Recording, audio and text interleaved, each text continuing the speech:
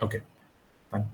Today we'll just go through the basic GitHub and how exactly the whole GitHub works. And after that, we'll be Varun, sorry to interrupt. yeah, yeah, sure. Yeah, yeah, just one thing. So, I think Varun already mentioned, like, was speaking about the previous Git session.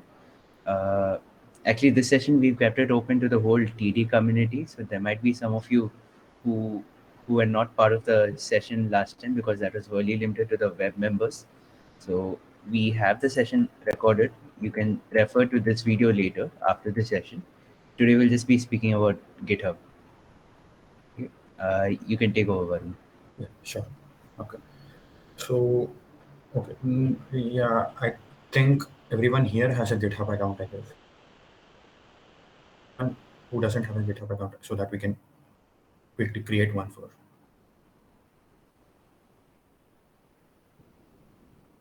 So everyone has a GitHub account, right? Okay, that's fine. We can proceed. Let me just share my screen.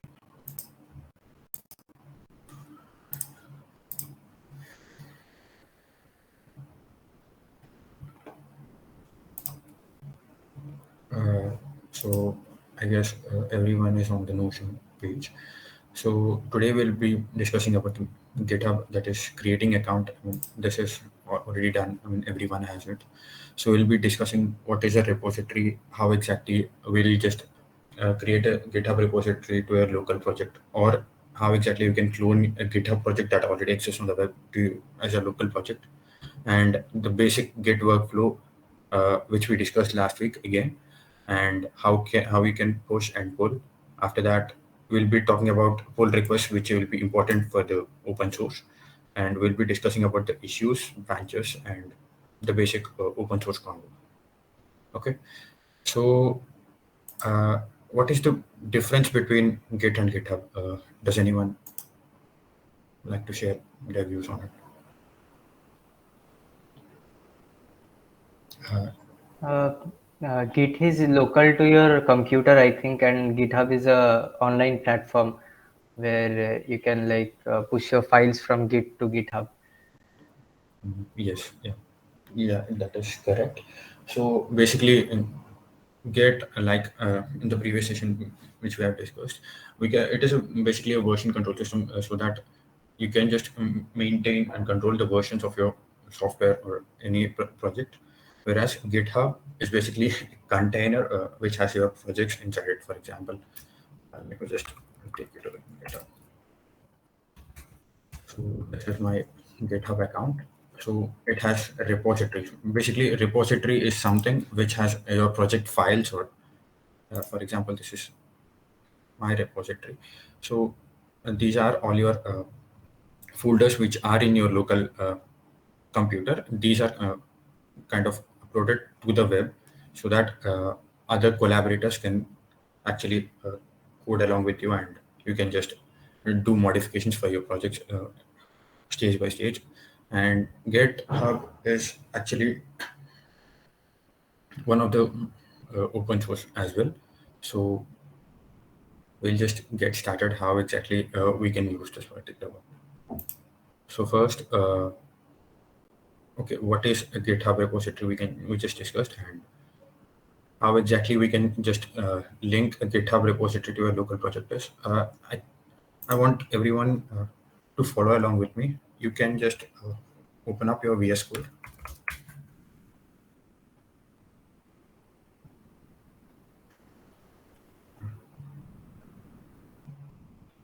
and create a new folder.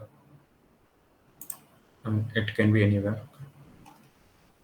I'll just create one on my desktop itself.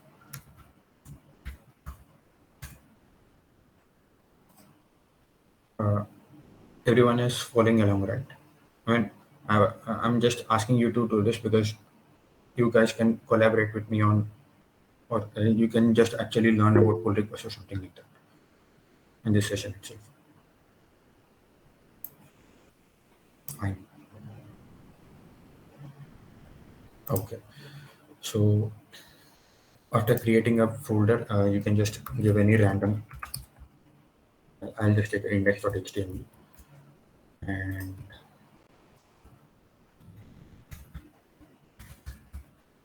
I'll also give a C++ maybe. C.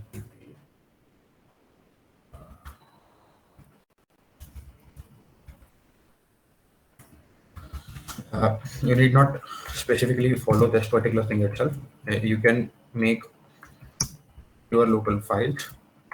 I'm just asking you to do this so that you can just know how exactly you can upload your local files to a GitHub repository.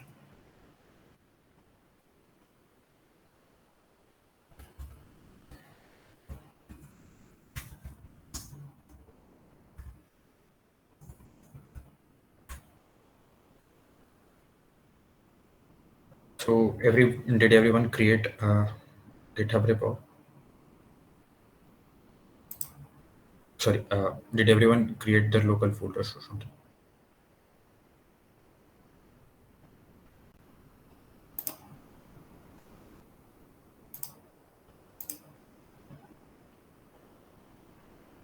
Okay.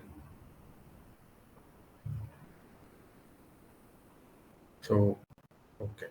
So how exactly you can start creating a new repos?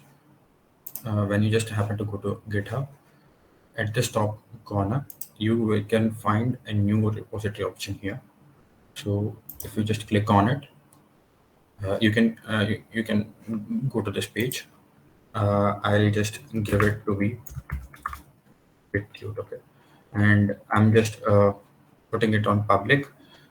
You can choose between public and private. That is, if it's a private repository, only you can uh, see it initially, and you can also choose who can actually see and commit to your repository. If it's public, anyone on the internet can see your repository.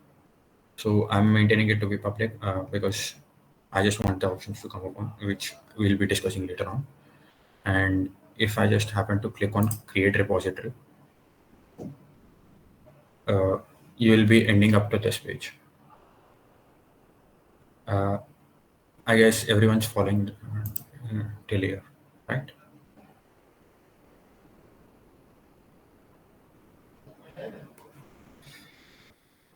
Just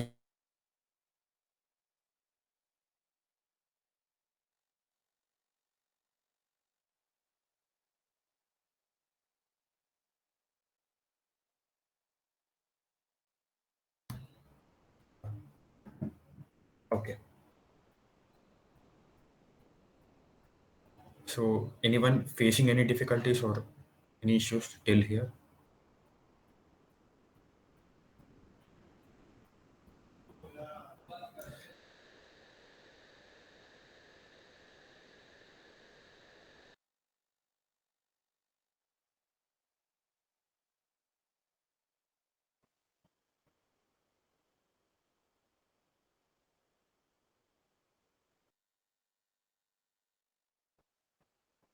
Yeah. So can we move forward? Uh, so just go to your local repository and open the command line in your VS Code. Okay. So what you can do now is, see, you are already given the info here itself. So since Git is not present on this particular local folder, first I need to initialize Git.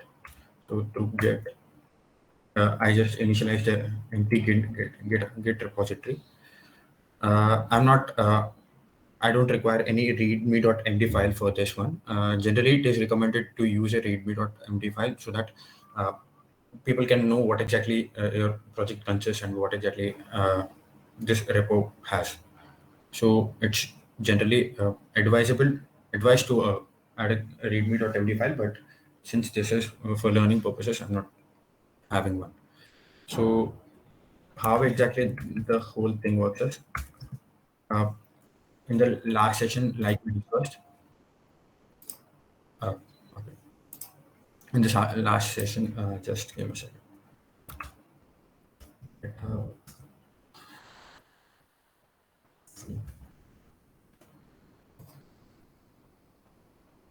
uh,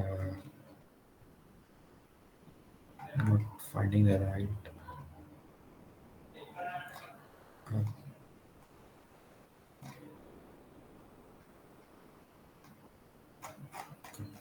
So first, we'll be going to. Okay.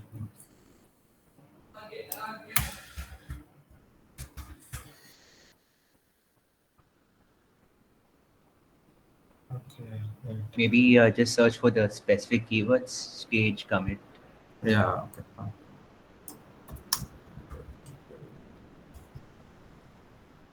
Yeah. So okay. Wait. This thing. Yeah. See. So basically, what exactly we'll generally do is, see, in this case, if I just check the status of this particular repository, that is a local repository, this hello.cpp and index.html are not tracked by our GitHub report for now. So what we just need to do is git add dot, in the sense, I mean, in general, you can just give the file name which is to be tracked. And so now if we just take the status again, see, the index.html is being tracked, but not the hello.cpp. If you just want all the files to be tracked, just give it up. And if we just take the status again, you can see that both the files are being tracked by Git now, but it doesn't make any change over here. So first, what I just need to do is I just need to make a see. This is, we are in the particular staging area right now by adding this. So what exactly is the importance of staging area is, this area is generally used in big firms so that mistakes, for example, if there are errors, or if the code is to be checked by other team members or other people as well, this area is to be introduced. And if the other people accept it, then it is committed and pushed into the GitHub repository, so that uh, only the correct code is being uploaded and going into the public folders. Otherwise, there might be errors and issues sometime, which you will be learning in SEPM, I guess, in your fourth semester. So yeah, after this, you can commit. You can just check here. Git commit. You just need to pass. So this is the command. I mean, you need not. It is not. It is recommended to learn, I mean, by heart this. Sorry, exactly learn these commands. But in the initial stages, if you don't know, if you don't remember, always go for a Google search. It will be helpful. And in this case, git commit my initial commit. So why exactly this is important is, you can just check what exactly is committed in this particular area. I mean, so that for the future reference, what exactly happened in this particular version, you can just always get to know by this one. So initial commit is done. So if I just refresh the page, nothing exactly happens because we didn't push it yet. So now I'm see, if I just happen to check the status of this particular branch, it is on branch master. Okay, so if I just want to change this particular branch of this particular repository, I mean, why exactly do we use branches? I'll just explain in a moment. So let me just change this to, sorry, main branch. And now if you just check the status now, it's on the branch main. Why exactly do we use these branches is, in general, in many, for example, I'll just show you an example itself. This is one of the organizations which I worked in. Okay. So what exactly we did in this, just, okay, they removed all these branches. Fine. I guess they should be having for this. See, what exactly is the use of these branches is, okay, sometimes this main repository, in this main repository, you just want to maintain the clean code itself. I mean, the code which is directly going into the internet, and you don't want any issues from that side. So people generally make branches so that for front end, if they just want, they'll work on the branch, and the back end they can branch and they'll work on other branch, and in the end all the branches can be merged, and I mean, sorry, can be all the changes which are perfectly clear can be merged into the main, and then the code works. So the whole point of having branches, we can have a clear vision on who is working on what, and we always can have a particular branch which is clean of errors and all. So that's the main reason why we exactly use a branch at the very first place. So getting back to our page, so and if I just happen to uh, you can always add this one, and just copy paste this command here itself. So,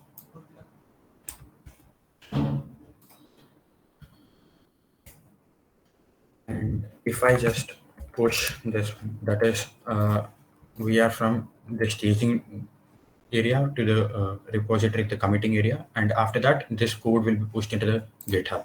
So how exactly that is done is by using git push.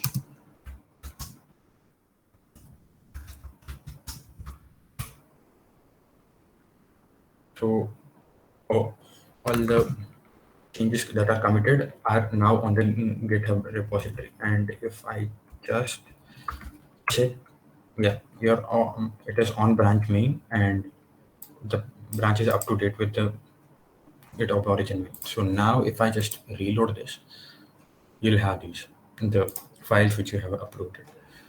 So and if I just this is one version. If I just happen to change uh, some code in this in my repository, and if I just save it and get back to the see, and now it's been modified again, and it is not tracked by GitHub. So what you just need to do is every change you make, you need to add it again, and you need to commit it as well, like what exactly you changed, so that changed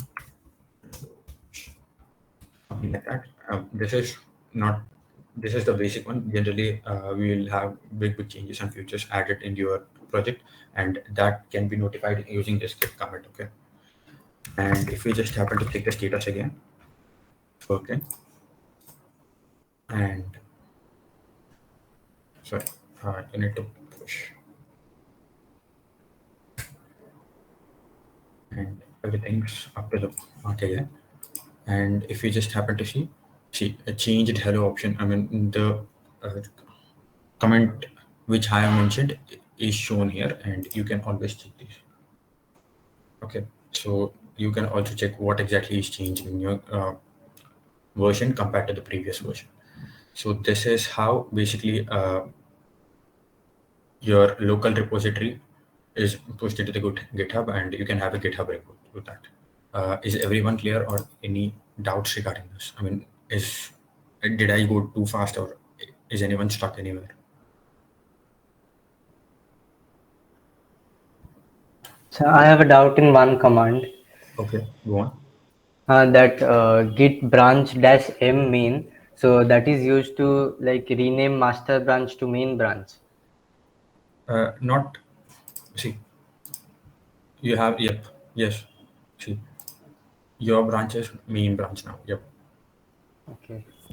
And why do we use main branch instead of master? Is it just a naming convention? Yeah, yeah. You can always use the master itself. That is, there is no issue in it. Then that's it. I mean, generally people tend to use the main. That's it. Okay. No issues if you just happen to use master branch. Uh, can we continue, or any issues at any point? Fatal, not a Git repository. Okay, it's fine, right?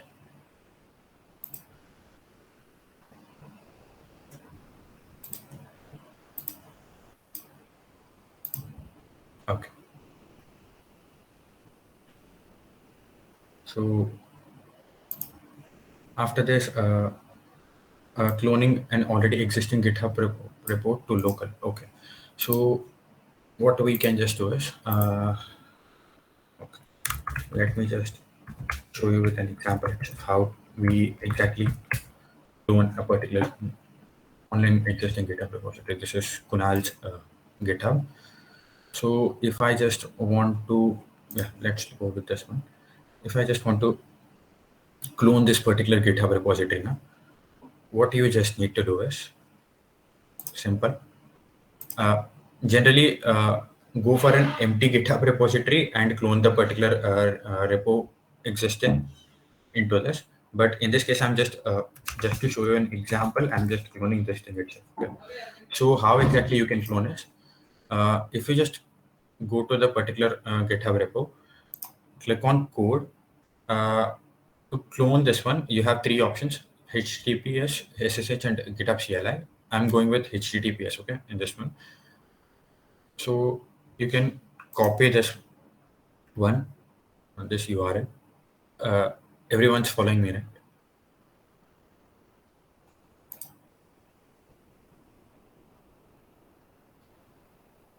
Okay, fine. Good. So what I can just do is I can just place this repository, and you can see this repo is cloned. I can access all the files to in my local repository. Okay. So this is how exactly. I mean, if you just happen to, if you just want to work on some other projects, I mean, if you are in learning phase, and if you just want to clone others' GitHub repositories and make it to your local repos, sorry, local projects, in this way you can just clone it. Okay.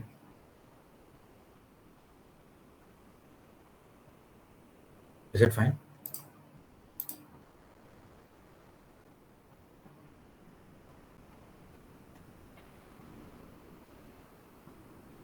Was everyone able to clone? Uh, okay. Cool. Cool. Uh, okay. Git workflow. I just showed you. I mean, how exactly we can git push and all. So pull request, Kunal will be talking about it. And if you want to know about issues and branches, I already talked about branches. I mean, how exactly we can make a branch in GitHub is, uh, see,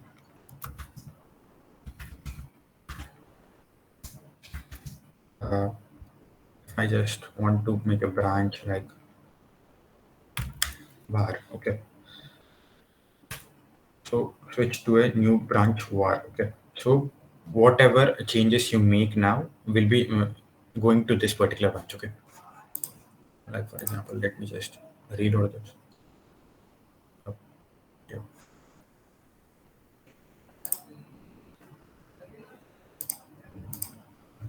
Just give me a second.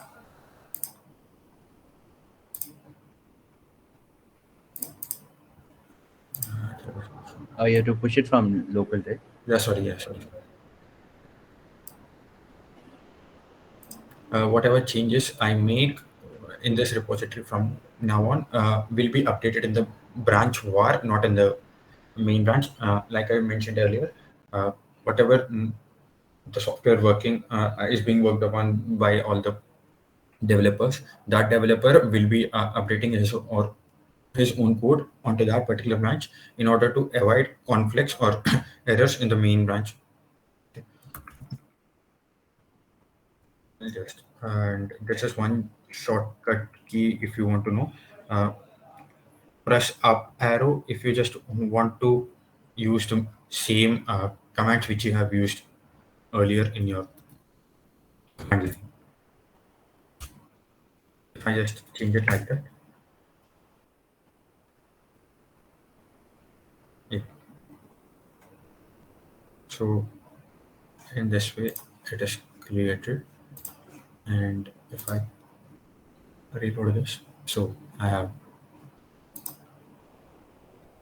my branch here, that is var as well. Fine. So whatever changes I make now, for example, let me just go to source folder and components, footer. Uh, if I just change this, you can see this particular change. I just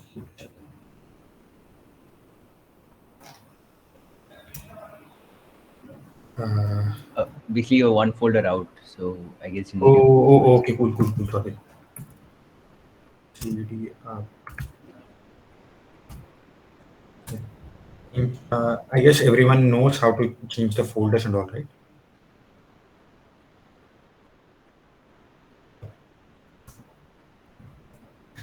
So this is the change which you have made, and you can always work on these branches from now on. I mean, this is how exactly the branches work. Uh, Kunal, can you take over for the open source now? I mean, Yeah, sure. Right. So, uh, basically, like what Varun was talking about so far, right? It was how to use GitHub as a collaboration tool for you to store your code from your local system to your to an hosted system, right? So where others can come and look at your code too, given that you set it as public and easy to access. So that is the main difference. Git is for your own local machine to keep track of the changes in your code that you do, whereas GitHub is more of a collaboration tool for your projects where you and your friends or your colleagues in the future might be working on together. Okay? And GitHub and GitLab also is like similar to GitHub. They are like platforms where you can do open source contributions to really big projects, like React. Even Linux itself is an open source project. Git also is open source. So these projects you can go and contribute to it if you know any changes. So right now, in the current context, contributing to those will take time. So I will just show you a very simple example. So I have my own open source project here right now. It's the EC Notes one. So in this project, basically, I host all my EC Notes, and there's even also a website for it. I've used the concepts of branching over here. So in my main branch, I have all the nodes present, whereas there is a client branch where my website folders and files are there. So this is the website itself. So you can use GitHub branching like this also. You don't necessarily have to use it for uh, making new features, but usually that is what it's recommended for. Uh, you can also use it the way that I've used it to keep different sets of code of the same project within the same repo over here. Okay, so why open source, right? Open source is really helpful because first thing, it helps you build projects lot faster. When I started the notes, I didn't have many notes. Like I had only the ones I had been collecting from my first sem. But making this as an open source project, it really got like, I guess, this close to 15, 16 contributors who contributed their EC notes also to the project. So it became like really helpful to my juniors, or even uh, sometimes uh,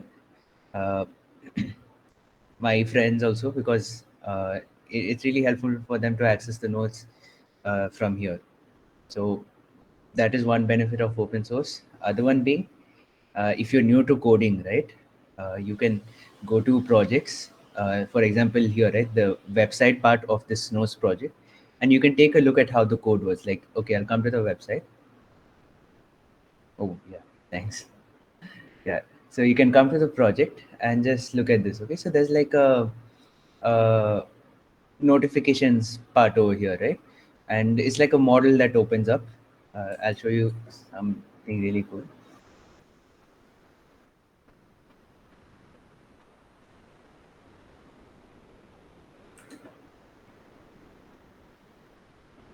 right? So now you see it as notifications, right?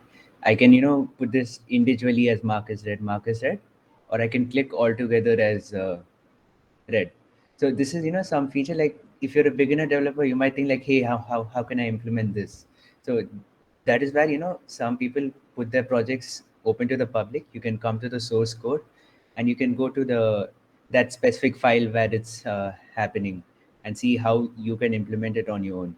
So for that instance, we will not talk about the flow, but I'm just telling. So the notifications part over here is present in the data.js folder where I've written the functionality of marking the notification as red and marking it all as red, right? So these are like some examples of why you would want to go open source. Obviously, there are companies, there are instances where you want to keep the code to yourself because it's some new concept you're working on.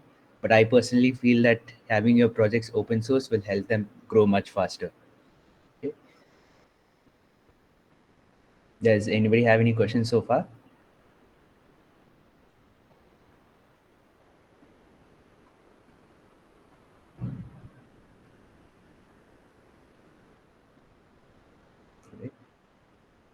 Yeah, actually, I just came. One thing just came in mind. You might be thinking like, hey, okay, I put my project as an open source, but I'm putting it open source for others to use it. Like it might be a website, it might be a software, and obviously you would want to be attributed to it. No, you don't want your code to be stolen and someone else to tell like, hey, this is mine, you didn't make it. So to avoid such instances, we have licensing in GitHub. uh, right now this project has a MIT license. This is the most leisure, most open one. So it's like it just tells like, hey, my code is free to use. You can uh, use it as long as you mention my license in it. So basically you will be attributed to your own original work in this case. There are obviously much stricter licenses for that. There's a website called chooselicense.com where you can take a look at like what are you specifically looking for in this case, whether you want to do community based open source project, or it's just about making some improvements to already existing tool. So in that cases you'll have different types of licenses with different restrictions, but making sure that you are always attributed to your original work that you do. Okay. uh, yeah, pull request, right? So before pull request, let's just take as issues. So I'll just go to the closed ones. Okay. So last month, yeah, yeah, I guess last month, if you had your college drive, you would remember that it went from I think 20 GB to 5 GB, right? And all the EC notes hosted in the drive, they they were coming over 5 GB. So I don't want them to be deleted. So I moved them to a new drive link, and I had to update it in the website also, because if you go to a specific uh, subject, you have the drive link also present where you can view the notes from there. So I didn't want them to go away, but then it had to be updated in the project. I didn't specifically have time to change it. So what I did was I opened up an issue in my GitHub project that stated like, hey, the drive links updated. Can somebody help me out in changing it in these locations in the throughout the project, in the website, in the documentation part over here. So I did get help. Krishna Chaitanya helped me out with this. He basically made a pull request from like he forked the project. We'll get to that part also eventually. So he forked the project and he made the changes and then put a pull request to the main project, that is mine, making sure that the new drive link is updated. So issues are nothing but like certain bugs, certain features that you want to be a part of the project itself. uh, all that you can come and put it here, so other people can come and see it. If you know how to solve it, you can do it by yourself by forking the project. If you don't know how to solve it, you can open it up as an issue, so the code owner or another contributor can come and take a look at the issue and make the changes themselves. this is also like one of the big benefits of keeping the project open source. And since I opened up the issue, Krishna helped me out with that, and I'm really grateful for that. So coming to forking, right? Before forking, you did the local cloning of a repo. You were able to do that because my repository was public. So, but if it was private, I wouldn't be able to do it, and neither would you, because you will not be having the access to that specific repository. If you've seen, when you create a new repository, you'll have an option to make it private. Only you and the people you add to it will have an option. And the same case when it comes to an open source project, this project is under my account, right? And I expect some changes to be stable and to be working because I have approved those changes. But then, suppose say you wanted to add a new feature, or I don't know, maybe changing the Naba color, something like that. And yeah, you can come and do it here. Uh, but the thing is, you can't tamper with someone's code directly and expect it to work, right? So what GitHub allows you to do is it allows you to fork the project. Fork basically means taking some other person's repository and making a copy of it in your GitHub account. So I'm not sure if I can fork it. Okay, let's just try. Oh yeah, I have this empty organization here. So what I did is I'm forking it. I can set the repository name and I have the option to copy only the main branch, but I'm choosing not to. So I'll just, because I want the client branch also. So I'll just put create fork, right? So now you see, basically I have in another account, there's the same repository and the bottom is mentioned forked from. Forked from basically means like this project is originally comes from somewhere else right now. So yeah, I can make the changes that I want in my repository, push it over here, and I can view it locally in mine also. But then why is it called pull request, right? If you're going to push the changes over here, then the term specifically pull request means that you are asking. So suppose say aim for code this account here makes changes, that account is going to ask me as the original code owner to take changes from this, to pull the changes from this account and then merge it to the main project over here. That's why the term pull request is used. The person who made the change is requesting you to pull the code from their account to yours. I hope that's clear. It's a bit tough concept to wrap around first. So if you have any questions, just shoot it out, okay? I have a doubt. Yeah, go ahead. What is the difference between cloning and forking? Cool, cool. I'll tell you that. So you can clone a repo that is public. I showed you, right? You had options to make uh, a repository public, or you can clone a repository where you have access to. Suppose say I'll just go to my settings and I can add people over here to manage. So I can add people over here and they can also clone it. So cloning is nothing but taking this repository over here and bring it to your local system. So this is actually a bit huge. I'll just show in another repo. Uh,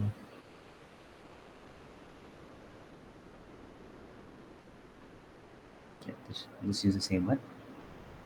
Okay, so cloning, you're taking this code over here. Notice that it is public right now, so everybody has access to it. Okay, so Okay. the okay, you use the git clone command with the link and clone it. So I'm bringing the a code that is not in my system, but it's present in a cloud somewhere like GitHub account over here. It's public, and I'm bringing it to my system. So right now it's here, right? If I go to my desktop, you can see it's here.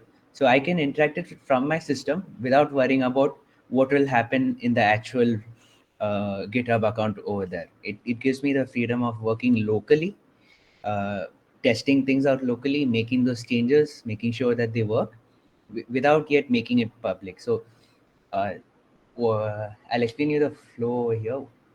This account, right? I told you the client branch has the website for your.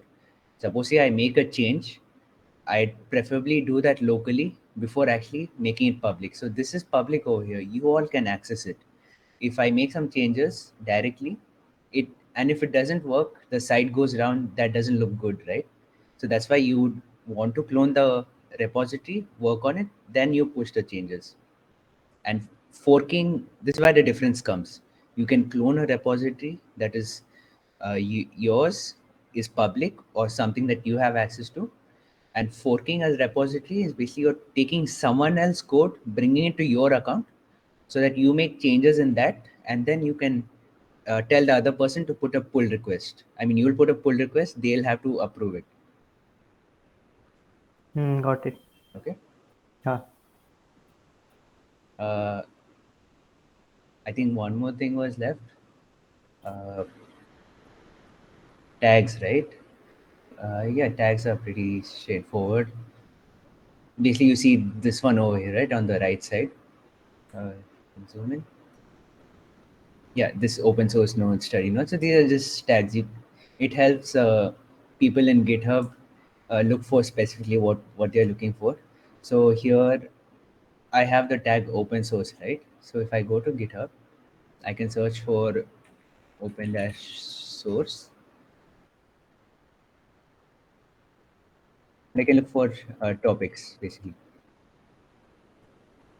topics or repositories with that specific tag, and I can access it. Like I can see what they're specifically working on. Even it even works with React. Yes, I think there's a tag for that. So you see this one over here. It's some other person's project which has a React JS tag. So you can add this to your repository to make your project more discoverable by others. Yeah, I think that's it about this. If you want to, let me just show you like a real world project. So this, go to Node.js. Uh, we'll learn Node.js also, but for now I'll just show you.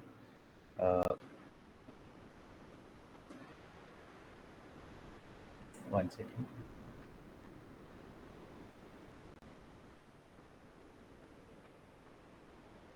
Yep. So this is like Node.js is open source too. So basically, like this is the Node.js open source repository. You can see there's like over 3,000 contributors, over 1,300 open issues, and 300 open pull requests. So pull request, as I mentioned, it's others contributing changes to Node.js in this case. And if you want to see the forking thing, just come to sorry that project's insights. Go to the fork, and you can see like who all have forked it over here.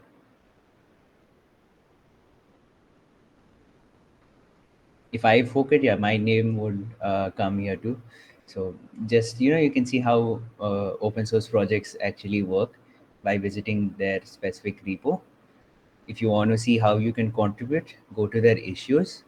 It's all written over here how you can contribute also. If you have a solution for it, you'd preferably fork the project. After you fork it, you'd make the changes by cloning your fork to your local machine, push it, and then put a pull request. So that's like a general flow of how you would make open source contributions.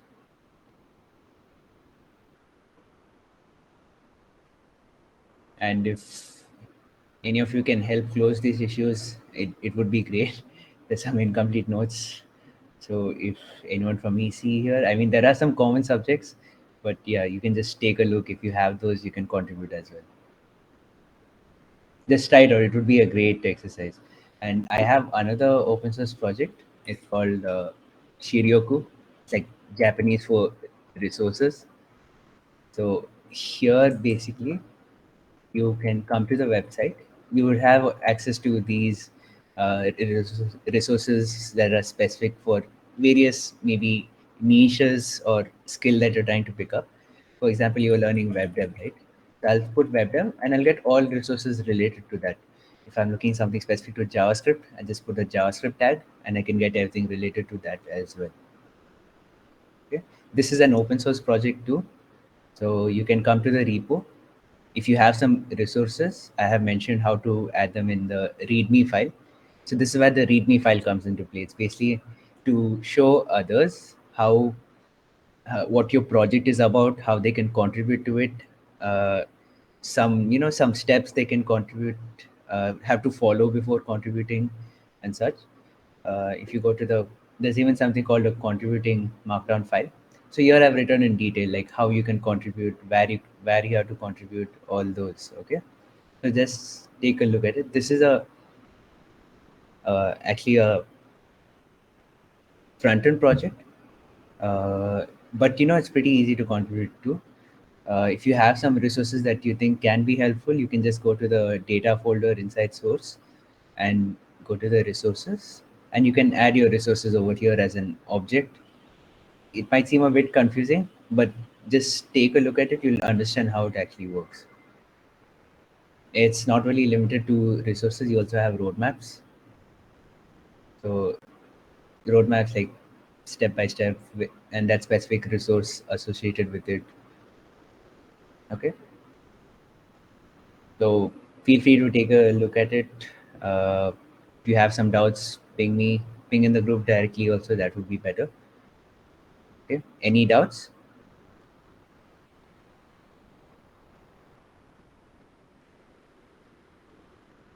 Bhaiya, could you send the link to that website in the group so that we could check it out? Yeah, sure. I'll share both the links. Okay. Yeah, thank you. All right. All right.